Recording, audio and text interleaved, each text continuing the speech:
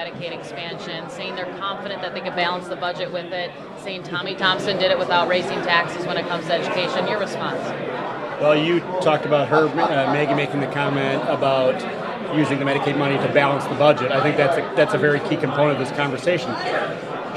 My understanding of the Medicaid expansion in most states, and even the argument that they've been making, but the governor has used, is that any type of Medicaid expansion should be used to further reimburse the costs of actually the Medicaid system in Wisconsin. The reason I'm against, quite honestly, is because over the years, Medicaid is underfunded the true cost of the program. They only pay about 65 cents on the dollar for the true cost of delivering that health care. So taxpayers who have private insurance are actually picking that up to a tune of about 30 cents on the dollar additional cost for them, as well as also paying for it through their taxes. So I have not been a proponent of Medicaid expansion, and I don't believe that any proposal that the Evers administration will put forward will get general Republican support as well. Are you expecting a lot of gridlock when it comes to passing this budget? Or are we expecting months and months? Well, I mean, it's a little too early. The ball's really in Governor Evers' court. As far as where we go from here, the Assembly did put out a memo saying here's a number of things we could work on. One of them being a tax cut that he actually championed during the election.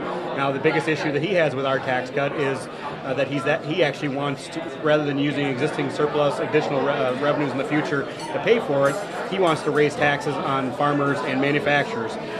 The reason I've been against that is because we're in a great place financially in our state. Our economy is growing. Why would we want to jeopardize that and raise taxes on the people who actually are creating those jobs? I live on the border of Michigan. I see the competition between states for jobs all the time.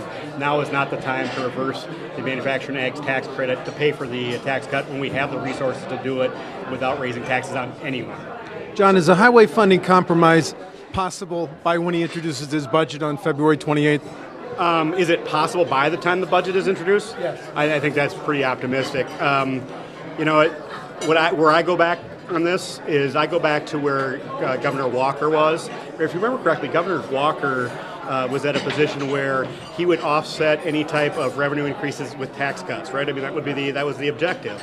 Well, if we actually pass that middle class tax cut, it's a $340 million cut to the middle class. That would meet that criteria that Governor Walker had previously put out there. So I believe that Republicans in the legislature could possibly meet those revenue increases by offsetting it just by passing the middle class tax cut without even raising taxes on anyone. Is that $340 million that could go for highway funding? Is that what you're saying? I'm basically saying it could be an offset to meet that previous pledge that Governor Walker had made, and the Republicans, I believe, would be supportive of. Craig Thompson. On the revenue side for transportation, whether it be a gas tax, whether it be some type of tolling, whether it be registration, it's too early to say. But it comes down to how much revenue we're able to pump into transportation. I think is the key in that discussion. Has Craig Thompson met with you? No. I know Craig. I think we've had a good relationship over the years. I do understand the Senate's concern with the approval process as far as somebody coming from, TDA, road builder, connections.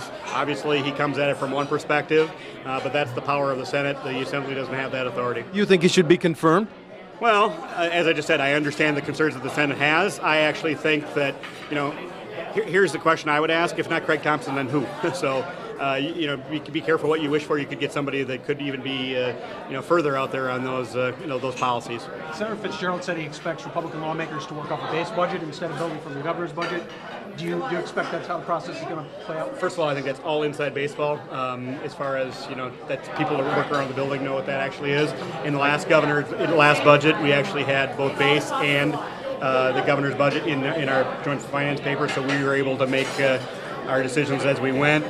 In the past, when it was actually split government, Kitty Rhodes and Senator Decker at the time decided by issue area whether we can go off base or not.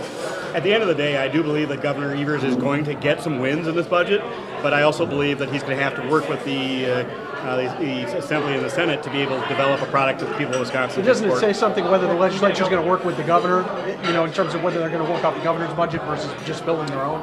I guess you could, for people that report it, I guess you could read something into it. But like I said, we even point back to this from last budget too. Governor Walker, I'm a Republican. Governor Walker, we actually looked at both base and his budget. And even when it came to policy, we actually pulled pretty much every single policy item that Governor Walker put in out of his budget because we wanted to be able to address those issues one-on-one rather than in totality of the budget. So I got to run.